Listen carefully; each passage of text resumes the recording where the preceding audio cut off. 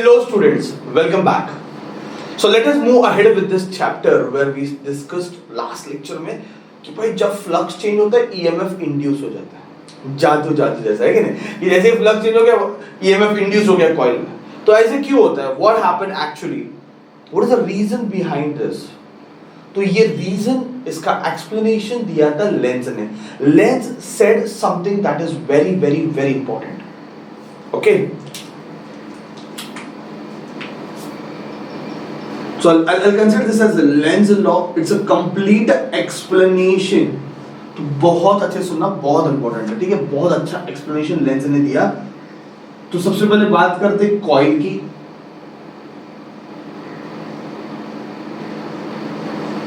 Connected to galvanometer, और यहां पे मैंने रखा है एक मैग्नेट नॉर्मल. और सोचो ऐसे लाइंस आ रहे हैं यहां से,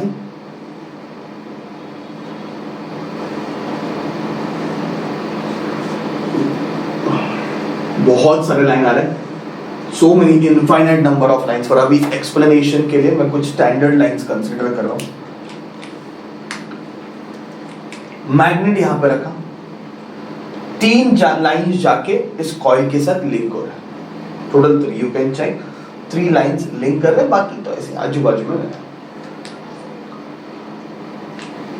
जैसे आप मैग्नेट को मूव करते हो and you are bringing it towards this coil, number of lines will go on increasing. Agree? Guaranteedly number of lines बढ़ते बढ़ते बढ़ते बढ़ते जाएगा जैसे आप मैग्नेट को कॉइल की तरफ लेके आओगे. तो कॉइल के लिए B magnetic field is increasing and there is a change in magnetic flux, right? अभी फिजिक्स, थोड़ा फिजिक्स क्या समझते हैं, ठीक है. If I ask you what is physics, I hope you know what is physics. It's a study of nature, है ना. Study of nature, आजू बाजू में नेचर को हम स्टडी करते हैं, that is physics. Physics is study of nature. तो नेचर के कुछ रूल्स है, नेचर के कुछ लॉज है जो हमें समझने हैं. ये right from 11th standard I explain student from basic first lecture में कि भाई laws of nature, nature क्या बोलता है. 2 laws आप याद रखो, 2 laws important, 2 laws आप याद रखो. सबसे पहले, किसी भी बॉडी को चेंज पसंद नहीं है. Everybody opposes change, oppose करता है. किसी भी बॉडी को चेंज पसंद नहीं है, हर बॉडी चेंज को अपोज करता है. Okay, every body opposes change. First thing, and second thing, nature loves symmetry. Nature loves symmetry. Nature किसी के साथ भेदभाव नहीं करता, सबके लिए nature same. ठीक है, चलिए ये सेकेंड लॉ पे बाद में आता है. पहला नियम, पहला रूल याद रखो नेचर का, किसी भी बॉडी को चेंज पसंद नहीं है, हर बॉडी चेंज को अपोज करता है. Okay, every body opposes change. Coil के साथ भी यही हो रहा है. जब मैग्नेट इधर था, 3 लाइन जाके लिंक हो रहा है, कॉन्स्टेंटली 3 लाइन जाके लिंक हो रहा है. कॉइल को कोई प्रॉब्लम नहीं, कॉइल बिंदास, कांस्टेंट चीज से उसको प्रॉब्लम नहीं है. कॉइल बोलते कोई टेंशन नहीं, चलो 3 लाइन कंटिन्यूअसली लिंक हो रहे हैं, उसको कोई प्रॉब्लम नहीं, कांस्टेंट चीज से. बट मोमेंट मैंने इस मैग्नेट को इस तरफ लिया, फ्लक्स बढ़ने लगा, है ना. When a magnet is brought near to the coil, flux will increase. और ये जो फ्लक्स बढ़ रहा है, ये इस कॉइल को बिल्कुल पसंद नहीं आ रहा है. किसी भी बॉडी को चेंज पसंद नहीं है. एवरी बॉडी अपोजेस चेंज, हर बॉडी चेंज को अपोज करता है, हर बॉडी चेंज को अपोज करता है. तो ये जो फ्लक्स चेंज हो रहा है, इसको बिल्कुल पसंद नहीं आ रहा है. तो ये क्या करता है, ये अपोज करता है. तो अपोज कैसे करेगा, अपोज कैसे करेगा, है कि नहीं. ये कॉइल इस फ्लक्स को अपोज कैसे करेगा. फ्लक्स को अपोज करने के लिए फ्लक्स ही बनाना पड़ेगा, बराबर कि नहीं. फ्लक्स को अपोज करने के लिए फ्लक्स बनाना पड़ेगा, सिंपल सा बात है. If you want to oppose flux, you have to produce flux. Okay, तो इस कॉइल को फ्लक्स बनाना पड़ेगा, यस और नो. ऐसे फ्लक्स बढ़ रहा है, तो इस कॉइल को ऐसे फ्लक्स करके अपोज करना पड़ेगा. अग्री? समझ लो, कोशिश करो। जैसे मैग्नेट को आप यहां पे लेके आ रहे हो, लाइंस इस तरफ बढ़ रहे हैं, इफ लाइंस आर इंक्रीजिंग और इसको पसंद नहीं आ रहा है और कॉइल ने सोचा कि मैं अपोज करेगा, तो कॉइल को ऐसा फ्लक्स बनाना पड़ेगा ना उल्टे डायरेक्शन में। बात समझ में आ रहा है? समझ में आ रहा है बात? तो कॉइल को ऐसा फ्लक्स बनाना है, तो क्या कॉइल फ्लक्स बना सकता है? Answer is yes. यही तो पढ़ते आ रहे हम। Magnetic effect of electric current में क्या बोला? किसी भी कॉइल में से करंट जाएगा, आजू बाजू में मैग्नेटिक फील्ड बनेगा। किसी भी कॉइल में से करंट जाएगा तो आजू बाजू में मैग्नेटिक फील्ड बनता है। तो क्या ये कॉइल फ्लक्स बना सकता है? बना सकता है। ये भी मैग्नेटिक फील्ड बना सकता है अगर इसमें से क्या जाएगा? करंट जाएगा। तो अगर इसमें से करंट जाएगा तो मैग्नेटिक फील्ड बना देगा। तो वो बोलते हैं कि हाँ, मैं खुद में से करंट को भेजूंगा, मैं खुद में से करंट को भेजूंगा और ऐसे उल्टा मैग्नेटिक फील्ड बनाऊंगा। क्या बनाऊंगा? उल्टा मैग्नेटिक फील्ड। इसलिए कॉइल अपने में से करंट को पास कराता है। और ऐसा मैग्नेटिक फील्ड बनाने के लिए राइट हैंड रूल लगाना है, ओके, थंब रूल। करंट ऐसे जाएगा, देखना, करंट एंटी क्लॉकवाइज जाएगा तो ऐसा मैग्नेट बनेगा, यस और नो? तो वो क्या करता है? एंटी क्लॉकवाइज डायरेक्शन में करंट को भेजता है और इस फ्लक्स को अपोज करता है। Do you understand what I am saying? तो फ्लक्स बनाने के लिए, फ्लक्स को अपोज करने के लिए इसको फ्लक्स बनाना पड़ेगा और कॉइल को फ्लक्स बनाने के लिए खुद में से करंट को पास कराना पड़ेगा। कौन से डायरेक्शन में? एंटी क्लॉकवाइज डायरेक्शन में। तब जाके ऐसा फ्लक्स बनेगा और ये अपोज होगा। ये मैं नहीं, ये लेंस बोल रहा हूं, ओके? मैं तो सिर्फ एक्सप्लेन कर रहा हूं। Do you understand what I am saying? चलना यार, सोचो ना, सोचो ना, सोचो ना, सोचो सोचो सोचो सोचो। अगर ये कॉइल है, ये मैग्नेट इतना नजदीक आके बैठ गया है, ऐसे लाइंस मस्त लिंक हो रहे हैं, मस्त ऐसे लाइंस लिंक हो रहे हैं। अब मेरे ऐसे कांस्टेंट रखा हुआ है, कांस्टेंट चीज से इसको कुछ प्रॉब्लम है क्या? कॉइल को कांस्टेंट चीज से प्रॉब्लम है क्या? नहीं है, कांस्टेंट चीजों से प्रॉब्लम नहीं है। तो कॉइल ऐसा मस्त पे की रुका हुआ है। पर जैसे आप मैग्नेट को पीछे लेके जाएगा, तो मोमेंट आप मैग्नेट को पीछे लेके जाओगे, सपोज मैग्नेट को ऐसे पीछे लेके जा रहे हो, तो मैग्नेट को ऐसे पीछे पीछे पीछे लेके जाओगे तो फ्लक्स कम होगा कि बढ़ेगा? कम होगा। इधर क्या हो रहा था? फ्लक्स बढ़ रहा था। इधर क्या हो रहा है? फ्लक्स कम हो रहा है। वो भी उसको पसंद नहीं है। कॉइल को चेंज पसंद नहीं है, फ्लक्स बढ़े या फिर कम हो। इफ फ्लक्स इज इंक्रीजिंग और फ्लक्स इज डिक्रीजिंग, उसमें कुछ तो लेने देना नहीं है। कॉइल क्या बोलता है? भाई मुझे चेंज पसंद नहीं, I hate change, I hate change. तो जैसे कॉइल का ये मैग्नेट पीछे जाता है, जैसे ही मैग्नेट पीछे आता है तो फ्लक्स क्या हो रहा है? कम हो रहा है। ये भी उसको पसंद नहीं आ रहा है। अब वो क्या ट्राई करेगा? फ्लक्स को बढ़ाने को ट्राई करेगा। इधर क्या कर रहा था? अपोज कर रहा था। इधर क्या करेगा? असिस्ट करेगा, क्योंकि उसको ज्यादा फ्लक्स चाहिए। समझ में आ रहा है? सी, दो सिचुएशन बताए। एक में जब मैग्नेट नजदीक है, in this situation magnet is coming closer to the coil, flux increase हो रहा है, कॉइल को पसंद नहीं आ रहा है, कॉइल ने एंटी क्लॉकवाइज डायरेक्शन में करंट को भेजा और अपोज किया। किसको अपोज किया? फ्लक्स को, है ना? ऐसा फ्लक्स बना के अपोज कर। यहां पे क्या हो रहा है? कॉइल ऑलरेडी नजदीक है मैग्नेट के, दोनों नजदीक नजदीक है, रुका था, कोई प्रॉब्लम नहीं है, कोई करंट फ्लो नहीं हो रहा है। बट मोमेंट मैंने मैग्नेट को दूर लेके गया, I am taking magnet away from the coil, what will happen? Flux will decrease. ये भी उसको पसंद नहीं आ रहा है, ये भी पसंद नहीं आ रहा है, तो अब ये फ्लक्स को बढ़ाने का कोशिश करेगा इस तरफ। और ऐसा फ्लक्स को बढ़ाने के लिए करंट कैसे भेजना पड़ेगा? सोचो, आगे के देखो, क्लॉकवाइज भेजना पड़ेगा। तो वो क्या कर रहा है? खुद में से करंट को क्लॉकवाइज भेज रहा है। तो याद है मैंने फैराडे में क्या बताया था? जब मैग्नेट नजदीक आता है तो गैल्वेनोमीटर का पॉइंटर एक तरफ जाता है, जब मैग्नेट दूर जाएगा तो गैल्वेनोमीटर का पॉइंटर दूसरी तरफ जाता है, क्योंकि करंट की डायरेक्शन क्या हो गई? चेंज हो गई। ठीक है, बात समझ में आ रहा है? बहुत सिंपल है। अभी एक सिंपल सा चीज बताओ, एक सिंपल सा चीज बताओ। ये नॉर्थ पोल है, ये जब कॉइल के नजदीक आ रहा था, when this magnet facing north is coming closer to the coil, coil ने क्या किया? अपोज किया, है कि नहीं?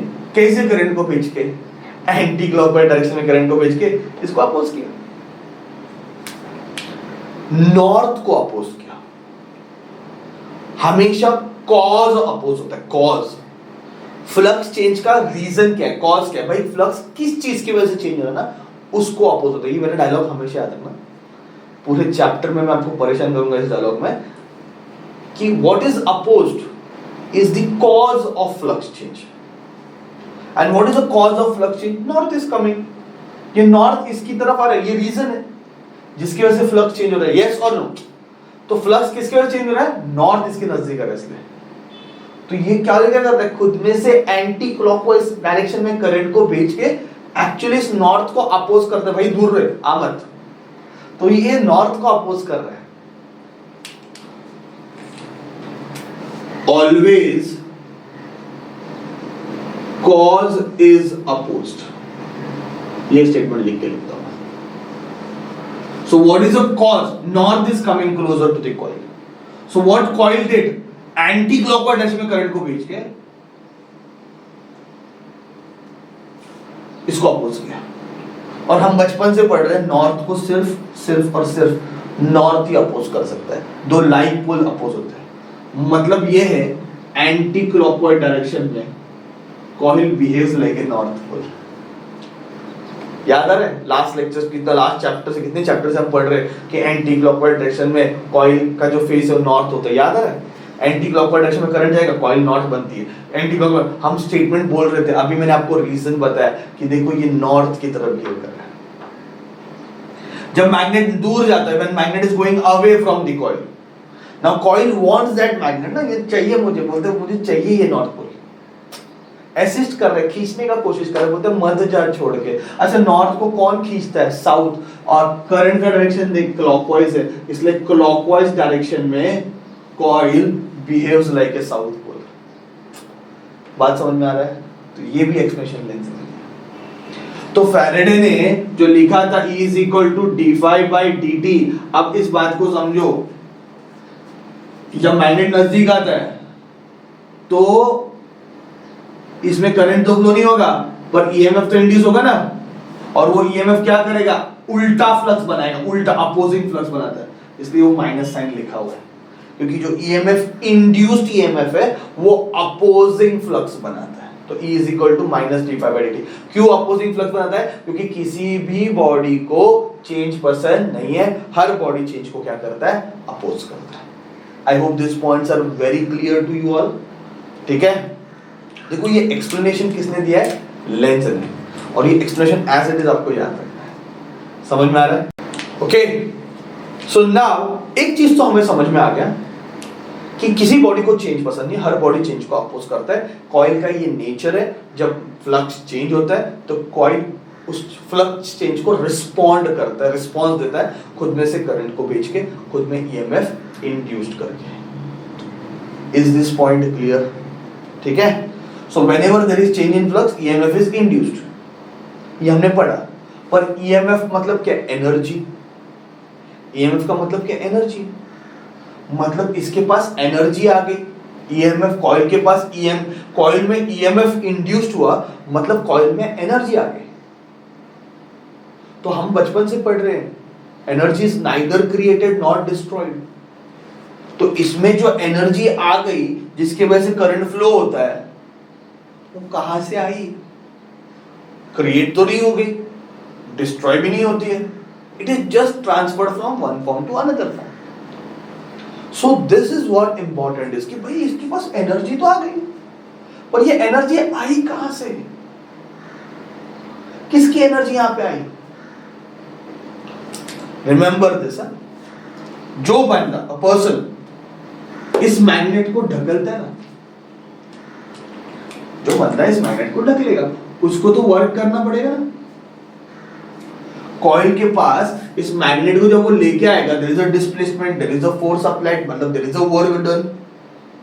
अरे फोर्स लगाएगा ना वो, तो मैग्नेट आगे आगे आएगा, मतलब मैग्नेट में क्या हो रहा है? डिस्प्लेसमेंट हो रहा है। तो यहाँ पे फोर्स लगा, यहाँ पे डिस्प्लेसमेंट हुआ, तो यहाँ पे वर्क हुआ है। वर्क हुआ है मतलब एनर्जी क्या हो गई? स्पेंड हो गई। ये जो बंदा ढकलता है उसकी एनर्जी जो स्पेंड होती है, जो एनर्जी यहाँ पे डेवलप हो जाती है कि नहीं जादू? तो जो बंदे ने यहाँ से ढकला उसकी एनर्जी यहाँ पे आ गई है, अशुभ आ जाती है ना। फील्ड का काम है, मैग्नेटिक फील्ड, फील्ड का मतलब क्या है? जहां पे एनर्जी का लेन देन हो, where there is a exchange of energy. अभी देखो ना, एक ये आयन का पिन है, ऐसा रुका हुआ है, आयन का पिन ऐसे रुका हुआ है, इसके पास कोई एनर्जी नहीं है फिलहाल, सोचो रुका हुआ है, काइनेटिक एनर्जी नहीं है। एक मैग्नेट यहाँ पे, पर जैसे मैं मैग्नेट उसके नजदीक लेके आता हूँ, ये फटक से जाके चिपक जाता है उसको, ये आयन का पिन है तो फटक से जाके इसको चिपक जाता है। मतलब इसके पास काइनेटिक एनर्जी आई, कहां से आई? अरे भाई फील्ड है ना आजू बाजू में, फील्ड में क्या होता है? एनर्जी का लेन देन होता है, तो इसमें काइनेटिक एनर्जी आके इसने खींच लिया, तो ये जो बंदा इसको ढकेलता है उसकी एनर्जी यहां पे आ गई। ठीक है, तो length law is nothing but law of conservation of energy. ये बहुत इंपॉर्टेंट क्वेश्चन है कि लेंज लॉ का पूरा एक्सप्लेनेशन है जो बेस्ड है law of conservation of energy पे। सो जो बंदा इस मैग्नेट को ढकेलेगा उसकी एनर्जी यहां पे डेवलप हो जाएगी, तो ये माइनस डब्ल्यू वर्क डन करेगा, minus W plus W, total energy work done is 0, energy is conserved, energy is conserved. तो ये वाला कॉन्सेप्ट यहां पे लगता है। ठीक है, आई होप जो फैराडे ने बताया, लेंज ने उसको प्रॉपर्ली एक्सप्लेन किया। फटाफट लास्ट में पॉइंट्स बना देते हैं कि क्या बोला लेंज ने। सबसे पहले आंसर डिस्क्रिप्शन में क्या लिखना एक बार पढ़ लो, अभी आपको एक बार कॉन्सेप्ट समझा तो आपको समझ में आएगा क्या चल रहा है। ठीक है, सबसे पहले बात, किसी भी बॉडी को चेंज पसंद नहीं है, एवरी बॉडी अपोजेस चेंज। जब नॉर्थ नजदीक आता है कॉइल के, कॉइल को बिल्कुल पसंद नहीं आता है, लाइंस बढ़ते रहते हैं, ओके, फ्लक्स बढ़ते रहता है, तो कॉइल सोचता है कि मैं फ्लक्स को क्या करेगा? अपोज करेगा, और फ्लक्स को अपोज करने के लिए कॉइल को क्या करना पड़ेगा? खुद में से करंट को भेजना पड़ेगा। तो वो करंट कैसे बनता है? एंटी क्लॉकवाइज डायरेक्शन भेज के करंट फ्लक्स को अपोज करता है। तो एंटी क्लॉकवाइज डायरेक्शन में coil always behave like a north pole. और जैसे मैग्नेट दूर जाता है तो उसको वो भी पसंद नहीं है, उसको चेंज पसंद नहीं है, अभी उसको फ्लक्स बढ़ाना है, फ्लक्स को बढ़ाने के लिए वो करंट क्या करता है? क्लॉकवाइज भेजता है। ठीक है, मतलब इन शॉर्ट, पहले नॉर्थ नजदीक आ रहा था तो आने नहीं दे रहा है, और अभी दूर जा रहा है तो जाने नहीं दे रहा है। यही प्यार है भाई, क्या बोलेंगे। ठीक है, जब ये नजदीक आता है तो आने नहीं दे रहा है, ये दूर जाता है तो जाने नहीं दे रहा है। ठीक है, जब ये नजदीक आता है तो उसको बोलते मत अपोज करता है, और जब ये दूर जाते हैं बोलते आजा आजा आजा। तो ये टाइप का बिहेवियर कॉइल बता रहा है। ये नेचर है, ये नेचर है, ये फिजिक्स है। ठीक है, तो इतना टेंशन लेने का जरूरत नहीं। पर जब बात आती है ईएमएफ इंड्यूस की, कॉइल बोला, फैराडे बोला कि EMF is induce in the coil, मतलब energy is induce in the coil, तो भैया एनर्जी आई कहां से? तो ये एक्सप्लेनेशन आपको लेंज ने दिया कि जो बंदा इस मैग्नेट को ढकेलता है उसकी एनर्जी यहां पे आ जाती है। ठीक है, so Lenz law is nothing but law of conservation of energy. I have given you the fair explanation, everything about it. Okay, आपको कॉन्सेप्ट समझ में आ रहेगा, ये वाला इंपॉर्टेंट चीज समझ में आ रहेगा। क्या करना है, डिस्क्रिप्शन में थोड़ा बहुत दिया हुआ है, उसको अच्छे से पढ़ो, आप अपने ओन लैंग्वेज में भी आंसर लिख सकते हो बोर्ड एग्जाम में। ठीक है बच्चों, थैंक यू वेरी मच।